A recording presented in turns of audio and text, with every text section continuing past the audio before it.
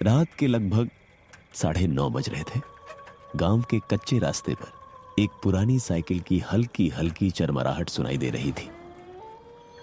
Cycle चला रहा था रामलाल। रामलाल की उम्र लगभग 45 साल थी। पूरे दिन मंडी में गेहूं बेचकर वह देर रात अपने गांव लौट रहा था। उसकी साइकिल के हैंडल पर एक लालटेन टंगी हुई थी, जिसकी पीली रोशनी मुश्किल से कुछ कदम आगे तक दिखाई दे रही थी। हवा लगातार तेज होती जा रही थी। रामलाल ने आसमान की ओर देखा। लगता है आज बारिश जरूर होगी। उसने साइकिल की रफ्तार थोड़ी बढ़ा दी, क्योंकि गांव पहुंचने से पहले उसे पुराने जंगल के किनारे से गुजरना था। उस जंगल के पास ही थी एक पुरानी पानी की टंकी। वह टंकी अब कई वर्षों से बंद पड़ी थी। गांव वाले कहते थे, वहां रात के बाद कोई नहीं जाता। जो भी गया वो या तो बीमार पड़ गया या फिर कभी वापस नहीं लौटा। रामलाल इन बातों पर कभी विश्वास नहीं करता था। वह हमेशा कहता था, अरे भूत प्रेत जैसी कोई चीज नहीं होती है। लेकिन आज की रात कुछ अलग थी। हवा में अजीब सी बेचैनी थी, जैसे कोई उसे लगातार देख रहा हो। रामलाल ने पीछे मुड़कर देखा। रास्ता बिल्कुल खाली था। सिर्फ उसकी साइकिल के पहियों के निशान मिट्टी पर बनते जा रहे थे। अचानक उसकी साइकिल की घंटी अपने आप बज उठी। रामलाल चौंक गया। उसने घंटी को हाथ लगाकर देखा। वह तो बिल्कुल ठीक थी। शायद हवा की वजह से बच गई होगी। उसने खुद को समझाया और आगे बढ़ गया। कुछ ही मिनट बाद सामने जंगल दिखाई देने लगा। जंगल के बीचों बीच दूर एक बहुत ऊंची काली आकृति खड़ी थी। वही पुरानी पानी की टंकी। टंकी की दीवारों पर काई जमी हुई थी। ऊपर टूटी हुई रेलिंग हवा में हिल रही थी। रामलाल ने एक पल के लिए उसकी ओर देखा और फिर साइकिल चलाता रहा। तभी उसे लगा जैसे टंकी के ऊपर कोई सफेद कपड़ों में खड़ा है। उसने आंखें मली, दोबारा देखा। वहां कोई नहीं था। शायद थकान की वजह से भ्रम हो रहा है। वह मुस्कुराया, लेकिन अगले ही पल उसे साफ सुनाई दिया, रामलाल। आवाज बहुत धीमी थी, जैसे कोई दूर से उसका नाम पुकार रहा हो। रामलाल ने साइकिल रोक दी, चारों तरफ नजर दौड़ाई। कोई नहीं था, सिर्फ हवा और झिंगुरों की आवाज। वह फिर चल पड़ा, लेकिन अब उसके हाथ कांप रहे थे। जैसे जैसे वह टंकी के करीब पहुंच रहा था, हवा और ठंडी होती जा रही थी। अचानक उसकी लालटेन बुझ गई। पूरा रास्ता अंधेरे में डूब गया। रामलाल ने लालटेन दोबारा जलाया, लेकिन उसकी नजर सामने पड़ी। टंकी के नीचे कोई खड़ा था। एक लंबा दुबला आदमी, पूरा शरीर सफेद कपड़ों में। चेहरा बिल्कुल दिखाई नहीं दे रहा था। रामलाल का गला सूख गया। उसने डरते हुए पूछा, कौन है? कोई जवाब नहीं। सिर्फ वही आकृति धीरे धीरे उसकी ओर बढ़ने लगी। रामलाल ने घबराकर साइकिल घुमाई और पूरी ताकत से पैडल मारने लगा। साइकिल तेजी से दौड़ने लगी, लेकिन उसे ऐसा महसूस हुआ जैसे पीछे से कोई भी उतनी ही तेजी से उसका पीछा कर रहा हो। उसने पीछे मुड़कर देखा और उसके होश उड़ गए। वहां कोई इंसान नहीं था। सिर्फ दो चमकती हुई लाल आंखें अंधेरे में उसका पीछा कर रही थीं। हे भगवान, ये क्या है? उसने भगवान का नाम लेते ही पूरी ताकत से साइकिल दौड़ाने लगा। उसे बिल्कुल अंदाजा नहीं था कि यह रात उसकी जिंदगी की सबसे भयानक रात बनने वाली है। रामलाल पूरी ताकत से साइकिल चला रहा था। उसके पैरों की रफ्तार इतनी तेज थी कि साइकिल की चेन लगातार खड़खड़ाने लगी। ठंडी हवा उसके चेहरे पर चाबुक की तरह लग रही थी। उसके कानों में केवल 2 आवाजें गूंज रही थीं, साइकिल के पहियों की चरमराहट और पीछे से आती किसी अनजान चीज के दौड़ने की आहट। उसने एक बार फिर हिम्मत करके पीछे देखा। लाल आंखें अब पहले से भी ज्यादा पास थीं। ऐसा लग रहा था जैसे वे जमीन पर नहीं, हवा में तैर रही हो। रामलाल के माथे पर पसीना छलक आया। हे भोलेनाथ, मेरी रक्षा करना। तभी अचानक साइकिल किसी पत्थर से टकराई। रामलाल सड़क पर जा गिरा। उसके हाथ और घुटने छिल गए। लालटेन दूर जाकर टूट गई और चारों तरफ फिर से घना अंधेरा फैल गया। वह दर्द से कराहते हुए उठा और घबराकर पीछे देखने लगा, लेकिन वहां कोई नहीं था। न लाल आंखें, न सफेद कपड़ों वाला आदमी, सिर्फ हवा, पेड़ों की सरसराहट और गहरा सन्नाटा। रामलाल ने जल्दी से साइकिल उठाई।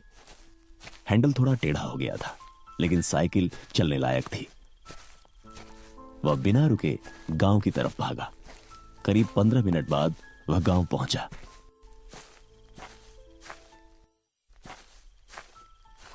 उसके घर के बाहर उसकी पत्नी गीता खड़ी थी। अरे, इतनी देर क्यों हो गई और ये हालत कैसे हो गई? रामलाल कुछ पल तक चुप रहा, फिर बोला, रास्ते में पुरानी पानी की टंकी के पास मैंने कुछ देखा। गीता का चेहरा सफेद पड़ गया। मैंने कितनी बार कहा है, उस रास्ते से रात में मत जाया करो। रामलाल ने पहली बार महसूस किया कि शायद गांव वालों की बातें सिर्फ अफवाह नहीं थी। उस रात उसे बिल्कुल नींद नहीं आई। जैसे ही वह आंखें बंद करता, उसे वही लाल आंखें दिखाई देती। सुबह सूरज निकला तो उसने सोचा कि रात का डर अब खत्म हो जाएगा, लेकिन असली डर तो अभी शुरू हुआ था। सुबह गांव की चौपाल पर लोग इकट्ठा थे। सबके चेहरों पर चिंता साफ दिखाई दे रही थी। रामलाल भी वहां पहुंचा। गांव के बुजुर्ग हरिराम बोले, कल रात फिर एक अजीब घटना हुई है। क्या हुआ बाबा? चरवाहा मोहन सुबह से गायब है। उसकी लाठी जंगल के पास मिली है और उसके पैरों के निशान सीधे पुरानी पानी की टंकी तक जाते हैं। ये सुनते ही रामलाल के शरीर में सिहरन दौड़ गई। उसने तुरंत रात वाली बात सबको बता दी। कुछ लोग हंसने लगे। अरे, रात का वहम होगा। लेकिन हरिराम की आंखों में डर साफ दिखाई दे रहा था। उन्होंने धीमी आवाज में कहा, 30 साल पहले भी ऐसा ही हुआ था। सभी लोग हैरानी से उनकी तरफ देखने लगे। उस समय उस टंकी की देखभाल एक चौकीदार करता था। नाम था रघुवीर। एक बरसाती रात में वो अचानक गायब हो गया।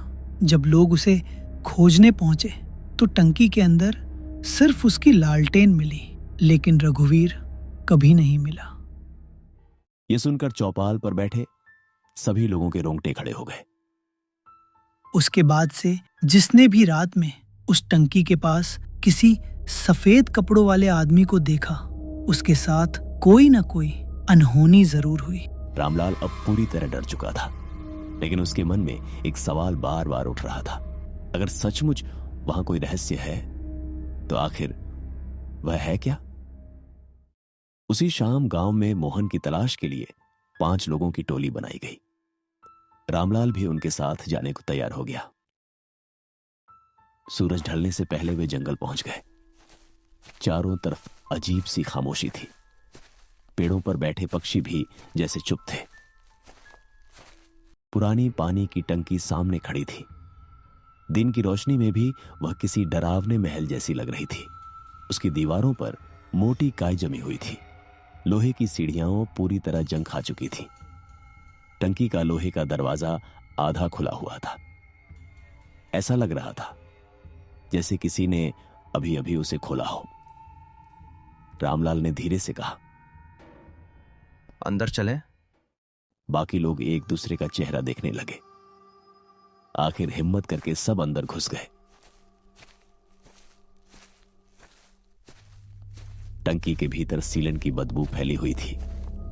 छत से पानी की बूंदें टपक रही थी। अंदर बहुत अंधेरा था। सबने अपनी अपनी टॉर्च जला ली। इधर देखो। जमीन पर ताजे पैरों के निशान बने हुए थे। वे निशान सीधे नीचे जाने वाली एक टूटी सीढ़ी की ओर जा रहे थे। रामलाल हैरान रह गया। उसे तो कभी पता ही नहीं था कि टंकी के नीचे भी कोई रास्ता है। सब धीरे धीरे सीढ़ियां उतरने लगे। जितना नीचे जाते हवा उतनी ही ठंडी होती जाती। दीवारों पर पुराने जमाने की ईंटें लगी थीं। कुछ जगहों पर अजीब निशान बने हुए थे, जैसे किसी ने नाखूनों से दीवारें खरोंची हों। तभी एक जोर की आवाज आई। ऊपर का लोहे का दरवाजा अपने आप बंद हो गया। पूरा तहखाना अंधेरे में डूब गया। सभी लोग घबरा गए। दरवाजा खोलो! वे चिल्लाने लगे, लेकिन कोई जवाब नहीं मिला। अचानक अंधेरे में किसी के धीरे धीरे चलने की आवाज सुनाई देने लगी। टॉर्च की रोशनी उस दिशा में घुमाई गई। वहां कोई नहीं था, लेकिन आवाज अब चारों तरफ से आ रही थी, जैसे कोई उन्हें चारों ओर से घेर रहा हो। रामलाल की सांसें तेज हो गईं। तभी एक टॉर्च झिलमिलाई और बंद हो गई। कुछ ही सेकंड में पूरा तहखाना घुप अंधेरे में डूब गया। अचानक उसी अंधेरे में 2 लाल आंखें चमकी, फिर 4, फिर 6। ऐसा लग रहा था जैसे अंधेरे में कई जोड़ी आंखें उन्हें घूर रही हों। एक ठंडी की भारी आवाज पूरे तहखाने में गूंजी। जो इस टंकी का राज जानने आता है वो कभी वापस नहीं जाता। ये सुनते ही टोली के एक आदमी ने डर के मारे चीख मार दी, और उसी पल किसी ने उसका हाथ पकड़कर अंधेरे में खींच लिया। बचाओ! बचाओ! उसकी चीख पूरे तहखाने में गूंजती रही। फिर अचानक सब कुछ शांत हो गया। रामलाल और बाकी लोग पत्थर की मूर्तियों की तरह वहीं खड़े रह गए।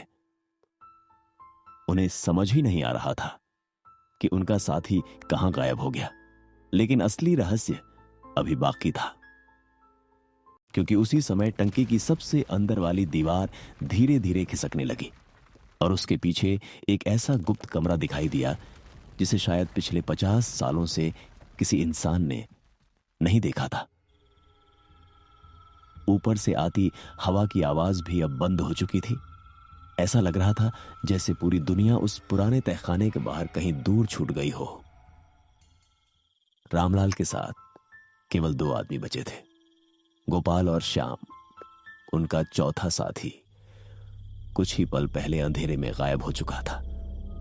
उसकी चीख अब भी रामलाल के कानों में गूंज रही थी। हमें यहां से जल्दी निकलना होगा। रामलाल ने सिर हिलाया। तभी उनके सामने दीवार धीरे धीरे खिसककर पूरी तरह खुल गई। उसके पीछे एक लंबा संकरा रास्ता दिखाई दिया। रास्ते के दोनों तरफ पत्थर की दीवारें थीं। दीवारों पर पुराने हाथों के निशान बने थे। कुछ निशान इतने छोटे थे जैसे बच्चों के हाथों, और कुछ इतने बड़े थे कि देखकर ही डर लगे। श्याम ने टॉर्च आगे की। रास्ते के अंत में एक कमरा दिखाई दे रहा था। कमरे के अंदर हल्की पीली रोशनी चमक रही थी। रामलाल हैरान रह गया। यहां बिजली कैसे हो सकती है? तीनों धीरे धीरे उस कमरे की तरफ बढ़ने लगे। जैसे ही वे अंदर पहुंचे, उनके पैरों के नीचे कुछ खड़का। रामलाल ने टॉर्च नीचे की। वहां एक पुरानी लोहे की लालटेन पड़ी थी। लालटेन पर धूल की मोटी परत थी, लेकिन उसकी बाती जल रही थी। रामलाल ने उसे उठाया। उसी समय कमरे के कोने से एक आवाज आई। रामलाल, रामलाल के हाथ से लालटेन लगभग गिर गई। वह आवाज पहचानता था, वही आवाज उसने पिछली रात टंकी के बाहर सुनी थी। कौन है? उसने कांपते हुए पूछा, लेकिन कोई जवाब नहीं आया। फिर दीवार पर लगी एक पुरानी तस्वीर अचानक टॉर्च की रोशनी में दिखाई दी। तस्वीर में एक आदमी खड़ा था, सफेद कपड़े, हाथ में लालटेन और चेहरे पर गंभीर भाव। हरिराम ने जिस चौकीदार का नाम बताया था वह वही आदमी था, रघुवीर। तस्वीर के नीचे धूल में कुछ शब्द लिखे थे, रघुवीर चौकीदार 1978। रामलाल कुछ बोल नहीं पाया। तभी गोपाल ने कमरे की दूसरी ओर देखा। कमरे के कोने में एक पुराना लोहे का संदूक छिपा हुआ था। संदूक पर ताला लगा था, लेकिन ताला जंग से लगभग टूट चुका था। श्याम ने पत्थर से ताले पर वार किया। तीसरी वार में से ताला टूट गया। संदूक खुलते ही कमरे में सड़ी हुई कागजों की गंध फैल गई। अंदर पुराने कागज, एक डायरी और कई काली सफेद तस्वीरें थीं। रामलाल ने डायरी उठाई। पहले पन्ने पर लिखा था, अगर कोई यह डायरी पढ़ रहा है तो समझ लो कि टंकी का राज अब तुम्हारे सामने है। रामलाल ने पढ़ना शुरू किया। डायरी रघुवीर की थी। उसमें लिखा था कि लगभग 50 साल पहले गांव में पानी की बहुत कमी पड़ गई थी। सरकार ने गांव के लिए यह बड़ी पानी की टंकी बनवाई थी, लेकिन टंकी बनने के कुछ महीनों बाद ही रघुवीर को नीचे एक गुप्त सुरंग मिली। उस सुरंग का रास्ता टंकी के नीचे से जंगल के अंदर तक जाता था। शुरुआत में रघुवीर ने सोचा कि यह पुराना निर्माण होगा, लेकिन एक रात उसने सुरंग में किसी बच्चे के रोने की आवाज सुनी। वह आवाज लगातार आती रही। रघुवीर लालटेन लेकर सुरंग में गया। वहां उसे एक छोटा कमरा मिला। कमरे में पुराने कपड़े, बच्चों के खिलौने और कई तस्वीरें पड़ी थीं, लेकिन वहां कोई बच्चा नहीं था। उस रात के बाद रघुवीर बदल गया। वो अक्सर कहता था, टंकी के नीचे से किसी बच्चे की रोने की आवाज आती है। गांव वालों ने उसकी बात पर ध्यान नहीं दिया। फिर एक एक करके लोग रात में गायब होने लगे। डायरी के आखिरी कुछ पन्नों पर लिखावट बुरी तरह कांपती हुई थी। एक जगह लिखा था, आज मुझे सच पता चल गया है। यहाँ जो दिखाई देता है वो इंसान नहीं है।